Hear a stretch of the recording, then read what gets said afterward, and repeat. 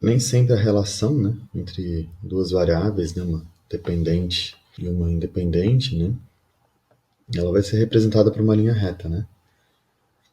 E, segundo a Varia de Ockham, né, o princípio da parcimônia, né, quem conhece, né, isso aí,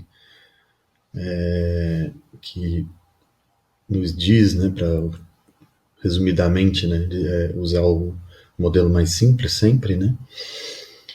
Então é preferível a gente ajustar um modelo linear, né, para representar a relação entre duas variáveis do que um modelo não linear, uma vez que o modelo linear ele é mais simples, né, o outro é mais complexo.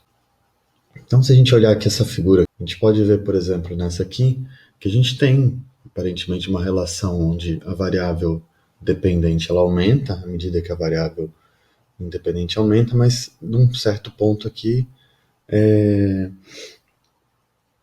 essa inclinação começa a diminuir, né? A gente começa a ter um menor aumento, a gente como se a gente tivesse eu gosto de associar a inclinação, né, o slope, né, que é um dos parâmetros da regressão linear, com uma taxa de variação, né, a taxa de variação da variável dependente em relação à variável independente, né?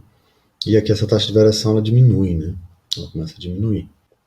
Aqui nesse outro gráfico, por exemplo, a gente tem uma curvatura mais acentuada em que indica um máximo, né, de, de y em relação a uma certa amplitude de x aqui, entre 4 e 6 nós vamos ter valores máximos de y, sendo que valores menores do que 4 em x, a gente tem menores valores de y e valores maiores que 6, a gente também tem menores valores de y. Isso aqui representa bem aquelas relações não lineares, né?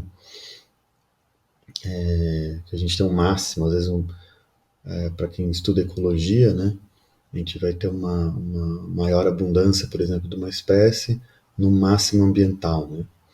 E o oposto também pode acontecer, né? A gente tem valores de y menores em um certo intervalo de x, né? E depois começa a aumentar de novo. Então ele vem decrescendo, né? À medida que x aumenta, y vem decrescendo. Aqui eu tenho um máximo de decrescimento, vamos dizer assim, os valores mínimos, né? E aí aqui eu passo a aumentar novamente y em relação ao aumento de x. E aqui a gente tem um quarto exemplo onde a inclinação ela vai sempre aumentando, né? É o oposto do que está acontecendo aqui em cima. A gente tem um aumento de y em relação a x, mas essa taxa de variação ela muda também, vai aumentando.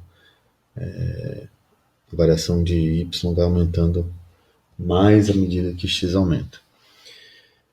Então, o que a gente vai ter aqui? A gente são modelos, né? Onde a gente tem aqui esse parâmetro quadrático, né? Que a gente pode inserir. Então a gente vai ter um intercepto, a gente tem uma inclinação, né? Para x, e aí a gente vai ter uma inclinação para x quadrado, né? A gente insere esse termo quadrático no modelo,